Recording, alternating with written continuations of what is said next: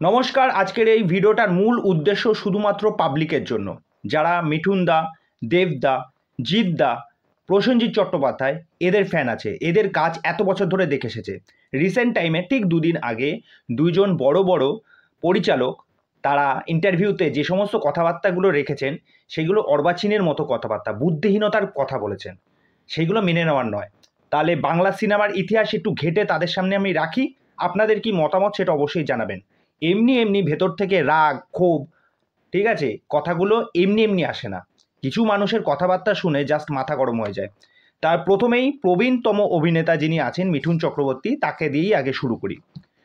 বড় থেকে ছোট পর্যায়ে যাচ্ছি এক এক করে, তারপরে আস্তে আস্তে পুরো বিষয়টা বলবো। All art and commercial films successful at box office or critically acclaimed for his performance. K? Mithun Chakraborty, megastar. বাংলায় মিঠুন চক্রবর্তীর সিনেমার সংখ্যা হচ্ছে 55টা। এমএলএ ফাটাকেষ্ট এবং প্রজাপতি হচ্ছে অল টাইম ব্লকবাস্টার। এবার চলে আসি মিঠুন চক্রবর্তীর ব্লকবাস্টার হিটস 7খানা রয়েছে। তার মধ্যে কি? কলঙ্কিনী কঙ্কাবতী 1981 সালে, অন্যায় অবিচার 1985 সালে, অন্ধবিচার 1990 সালে, বারুদ 2004, দাদা 2005, যুদ্ধ 2005, টাইগার 2007।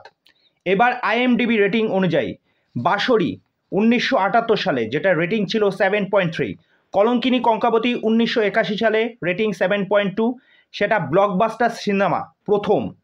অন্ধবিচার 1990 সালে, রেটিং 7.5, তাহাদের কথা 1992 সালে 7.6, national film award for best actor, national film award for feature film Bengal and BFJA awards for best actor.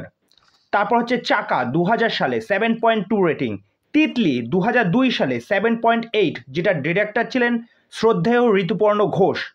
Best actor national award nominated in the 50th national film award, screened at Miami international film festival, won the FIBRESCI award for best film, এটা পেয়েছিল তিতলির থেকে। তারপরে হচ্ছে কালপুরুষ 2005 সালে, director হচ্ছেন Buddhadeb Dasgupta, rating 7.1, national film award for best feature film in 2006, best actor national award nominated in the 53 national award, screened at Toronto international film festival. Shukno Lanka 2010 সালে, rating 8.2, screened at second Indian international film festival, Florida 2010-এ। তারপরে আমি সুভাষ বলছি 2011 সালে, rating 6.9, Nobel চোর 2011 সালে, সুমন ঘোষ যিনি কাবুলিওয়ালা করেছিলেন, 6.6, এক নদীর গল্প 2008 সালে, 8.0, প্রজাপতি 2022 সালে 7.5, কাবুলিওয়ালা 2023 সালে, যেটা রেটিং হচ্ছে 7.0। এই হলো মিঠুন চক্রবর্তীর বাংলা সিনেমার প্রতি তার লিস্ট চলে আসলো। এরপরে চলে আসি সুপারস্টার জিৎ। দেখুন, আমি কিন্তু প্রত্যেকটা নায়ক বা নায়িকার পাশে এই শব্দগুলো কিন্তু ইউজ করেই থাকি। আমি কাউকে আলাদা করে যে শুধুমাত্র এই সুপারস্টার, বাকিটা কেউ সুপারস্টার না, এগুলো মানে কি বলবো, কিছু বলার নেই। সুপারস্টার জিৎ 2001 সালে চাদু, একটা তেলুগু সিনেমা দিয়ে তিনি তার ডেবিউট্যান্ট শুরু করেছিলেন। 2002 সালে 2002 সালে সাথী, হরনাথ চক্রবর্তী, যেটা প্রিয়াঙ্কা ছিল সাথে, দারুণ জুটি ছিল আর সেটা দারুণ সবার কাছে প্রশংসা পেয়েছিল। তারপরে যে সমস্ত সিনেমা জিতের ক্যারিয়ার এসেছে নামগুলো বলে রাখছি, আপনারা কাউন্ট করতে থাকুন জাস্ট। নাটের গুরু, চ্যাম্পিয়ন, সঙ্গী, শক্তি, প্রেমী, মস্তান, বন্ধন, আক্রোশ, মানিক, যুদ্ধ, শুভদৃষ্টি, ক্রান্তি, ঘাতক, সাথীহারা, প্রিয়তমা, হিরো, কৃষ্ণকান্তের উইল, বিধাতার লেখা, পিতৃভূমি, জোর, সাত পাকে বাঁধা, ওয়ান্টেড, জোশ, দুই পৃথিবী, ফাইটার, 100% লাভ, আওয়ারা, দিওয়ানা, বস, রয়্যাল বেঙ্গল টাইগার, গেম, বেশ করেছি প্রেম করেছি, পাওয়ার, বাদশাহ, অভিমান, বস 2, সুলতান, ইন্সপেক্টর নটিকে, বাঘবন্দি খেলা, বাচ্চা শ্বশুর, শেষ থেকে শুরু, প্যান্থার, অসুর, বাজি, রাবণ, চেঙ্গিজ, মানুষ, আর লাস্ট তার যে সিনেমা আসতে চলেছে সেটা হচ্ছে বুমেরাং, 49তম সিনেমা। এবং বাংলা সিনেমার ইন্ডাস্ট্রিতে দেব এবং কোয়েলদির জুটির মতো জুটি আজ অবধিও কেউ হতে পারেনি। আর তাদের জুটির যে পারফরমেন্সগুলো যেই সিনেমায় আমরা পেয়েছি সেটা হচ্ছে দুই পৃথিবী, বন্ধন, নাটের গুরু, মানিক, সাত পাকে বাঁধা, 100% লাভ, শুভ দৃষ্টি, যুদ্ধ, হিরো, ঘাতক, বেশ করেছি, প্রেম করেছি, শেষ থেকে শুরু, এই কটা আমি পেয়েছি। 12টা সিনেমা, যার মধ্যে ওভারঅল 10টা সিনেমাটাও মানে দারুণ। আর এই বেশ করেছি, প্রেম করেছি, শেষ থেকে শুরু অতটা বেশি হয়নি। তা এই হলো জিদ্দার কেরিয়ারের লিস্ট, ঠিক আছে? এর চেয়ে আর কিছু বলার নেই। এবার চলে আসি সুপারস্টার দেব। 2007-এ আই লাভ ইউ দিয়ে শুরু হয়েছিল।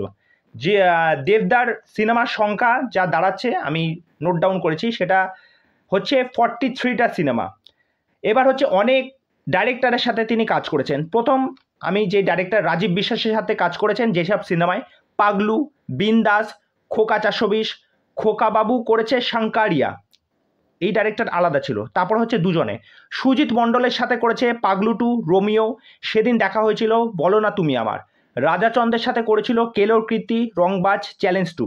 সুজিত গুহের সাথে করেছিল মন মানে না। রাজীব কুমারের সাথে করেছিল লাভ এক্সপ্রেস।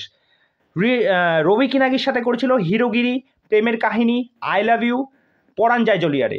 রাজ চক্রবর্তীর সাথে করেছিল যোদ্ধা, চ্যালেঞ্জ, দুই পৃথিবী, লেচক্কা, যার মধ্যে রাজ চক্রবর্তী তার কেরিয়ারের মধ্যে অন্যতম। চ্যালেঞ্জ, দুই পৃথিবী, লেচক্কা একটা কিন্তু ভালো সাকসেস পেয়েছিল। এবার চলে আসি কমলেশ্বর মুখার্জির চাঁদের পাহাড়, তোমরা সকলেই দেখেছ। অনিরুদ্ধ রায়চৌধুরীর বুনো হাঁস, সৃজিত মুখার্জির জুলফিকার, বিরাজ দাশগুপ্তের শুধু তোমারই জন্য। তারপর হচ্ছে এক্সপেরিমেন্টাল ওয়ার্ক, তিনি নিজেকে তারপর ভেঙে চুরে দেবদা নিজেকে অন্যভাবে প্রেজেন্ট করে নিয়ে আসলেন।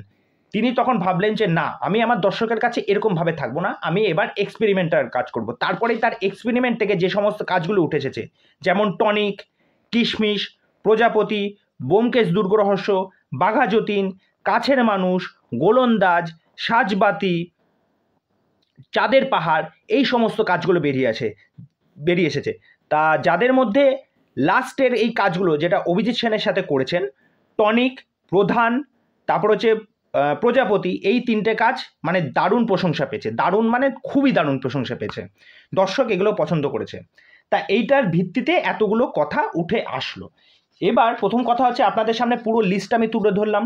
আর এখন যদি প্রসেনজিৎ চট্টোপাধ্যায় শুধু বাদ পড়ে গেল, প্রসেনজিৎ চট্টোপাধ্যায়কে বলা হয় যে বাংলা সিনেমার মিস্টার ইন্ডাস্ট্রি, যাকে বলা হয় বাংলার মিস্টার ইন্ডাস্ট্রি, তার তো মানে এত বছর ধরে তিনি রাজত্ব করে গেছেন, তার সিনেমার সংখ্যা বলতে গেলে এদের তো কিছুই না, এদের থেকে বহু গুণে ছাড়িয়ে যাবে, এটা তো অস্বীকার করার জায়গা নেই। এত বছর ধরে তিনি সিনেমা টেনে আনছেন, আর তিনি যে কত বড় ভার্সেটাইল অ্যাক্টর, তিনি প্রত্যেকটা কাজে দেখিয়ে দিয়েছেন, প্রত্যেকটা চরিত্রে দেখিয়ে দিয়েছেন। তা সেইটা আমি লিস্ট করা হয়নি, সেইটা দিয়ে একদিন আলাদা করে কথা হবে। তা যারা মানে এই কথাবার্তাগুলো একটা ইন্টারভিউতে বলতে গেলে কতটা ভাবনা চিন্তা করে বলতে হয়, আপনি অবলীলায় এই কথাগুলো কীভাবে বলতে পারেন? আপনার এই একটা কথাও এরমভাবে মনে হয়নি? আপনি নিজে আপনার কেরিয়ারে আপনি 2-3টে সিনেমা করেছেন হয়তো, তার ভিত্তিতে আপনি বলে দিলেন। মানে যারা বড় বড় লেভেলের, যারা বলিউডের হোক বা সাউথের হোক, বড় বড় যারা ডাইরেক্টর পরিচালক, তাদেরও তো অর্ডার সিটি নেই, মানে তারাও এত মানে এসে এরকমভাবে বলতে পারে না। তাকে যখন জিজ্ঞেস করা হচ্ছে, ইন্ডিকেট করা হচ্ছে আপনি কি জিদ্দাকে উদ্দেশ্যে কোনো কিছু বলছেন, না বলছে না আমি জিদ্দাকে নিয়ে কোনো কিছু, আমি জিতকে নিয়ে কোনো কিছু বলতে চাইছি না, আমি অন্য কাউকে নিয়ে বলতে। এড়াচ্ছেন কেন? যদি সৎ সাহস থাকে আপনি সেটা জানান। আমি তো বলছি, আমার এইখানে আমি এই ভিডিওতে সৎ সাহস রেখে বলছি, আমি দাবি রেখে বলছি, আপনি এটা একতরফা বিচার করছেন। এই যে এতগুলো কাজ বললাম, মিঠুন চক্রবর্তী, জিদ্দা, দেবদা, এতগুলো কাজ, এবার জনগণ ডিসাইড করবে। জনগণের ওপরে কিচ্ছু নেই। আমরা যারা কন্টেন্ট ক্রিয়েটার এখানে বসে আছি, যারা সিনেমা দেখতে পছন্দ করি, যারা আপনারা পরিচালক আছেন, যারা আপনারা সিনেমা তৈরি করে থাকেন জনগণের উদ্দেশ্যে, জনগণটা পুরো ডিসাইড করবে। জনগণই হচ্ছে মাইকা বাপ, জনগণই সর্বে সর্বা, তারা বিচার করবে। আজকে তারা বিচার করেছে বলেই তাদের পছন্দের যারা সুপারস্টার, তাদের পছন্দের মানুষ, তাদেরকে তারা সেই ভালোবাসার জায়গায় রেখেছে। আপনি একতরফা এরকমভাবে এসে কোনো কমিটমেন্ট বা কোনো কথাবার্তা এরকমভাবে বলে দিতে পারেন না, এতে ফ্যানরা মনক্ষুণ্ণ হবে। আর এই ভিডিওটা করার আমার একমাত্র এটাই উদ্দেশ্য ছিল। কয়েকটা কাজের ভিত্তিতে আপনি কাউকে এরকমভাবে, একজনকে সুপারস্টার বলছেন সেটা ঠিক আছে, আমরা সেটা সকলেই জানি, দেবদা সুপারস্টার, তাই বলে অন্যান্য মানুষগুলোকেও আপনি অবজ্ঞা করতে পারেন না। এটা একচোখামি ব্যাপার হয়ে যাচ্ছে। আমার বক্তব্য ছিল এইটাই। এই বিষয়ে আপনাদের কি মতামত সেটা অবশ্যই আমাকে কমেন্ট করে জানাবেন। আমার এই ভিডিওটা করার একমাত্র উদ্দেশ্য ছিল এটাই, চোখে আঙ্গুল দিয়ে দেখিয়ে দেওয়া। এই তো লিস্টটা দেখালাম, কার কি কাজ, কে কতটা কি অ্যাওয়ার্ড পেয়েছে, কার কতটা সম্ভার তার কেরিয়ারের, সমস্ত বিষয়টাই তো আপনাদেরকে বললাম। তা চলুন আজকের ভিডিও এখানেই শেষ করছি। পরবর্তী ভিডিও নিয়ে আবার আপনাদের সামনে আসবো। আর চ্যানেলে এসে আমার চ্যানেলটাকে সাবস্ক্রাইব করে দিয়ে এইভাবে আমার সাথে থাকবেন, পাশে থাকবেন। ভিডিওটা যদি ভালো লেগে থাকে তাহলে শেয়ার করবেন, লাইক করবেন। আপনাদের জন্য উদ্দেশ্য করেই ভিডিওটা করা, আপনার পছন্দের নায়কের উদ্দেশ্যে। যারা জিদ্দার ফ্যান আছেন, যারা দেবদার ফ্যান আছেন, যারা মিঠুন চক্রবর্তীর ফ্যান আছেন, তাদেরকে ব্রাত্য রেখে কথাগুলো বলা হয়েছে, বা যাদের প্রসঙ্গর ওই ইন্টারভিউতে তুলে ধরা হয়নি বা বলা হয়নি, যাদেরকে এক প্রকার মানে মানাই হয়নি, আমার এই বিষয়টা খারাপ লেগেছে। অন্যান্যরাও বলেছে, সুতরাং এটাও আমার কর্তব্য যে আপনাদের সামনে এই বিষয়টা তুলে ধরার ছিল। তা যাই হোক, আজকের মতো এখানেই। নমস্কার।